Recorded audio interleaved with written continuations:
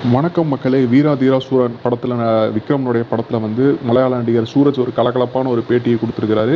அதுவும் இசை வெளியீட்டு விழாவுல என்ன பேசியிருக்கிறார் அப்டின்னா வந்து, "எனக்கு 3 குழந்தைகள் இருக்கு.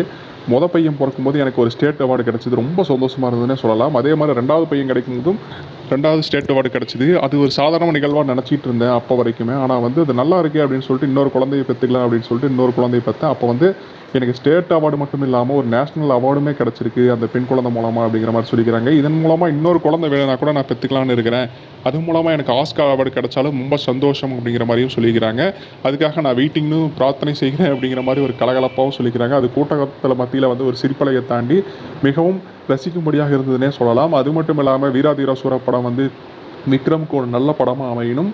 அப்படிங்கிற மாரி வந்து பொதுமக்கள் மற்றும் ரசிகர்கள் வேண்டுகோளா இருக்குது அப்படின்னே சொல்லலாம். இந்த வீராதீரா சூரா படத்தில சூரஜினுடைய கலகலப்பான இந்த பேச்சு உங்களுக்கு எப்படி இருந்தது? மறக்காம கமெண்ட்ஸ்ல சொல்லுங்க. நம்ம சேனலுக்கு நீங்க புதுசுனா மறக்காம நம்ம சேனல சப்ஸ்கிரைப் பண்ணிட்டு பாருங்க. அன்டில் டாட்டா பாய் பாய்.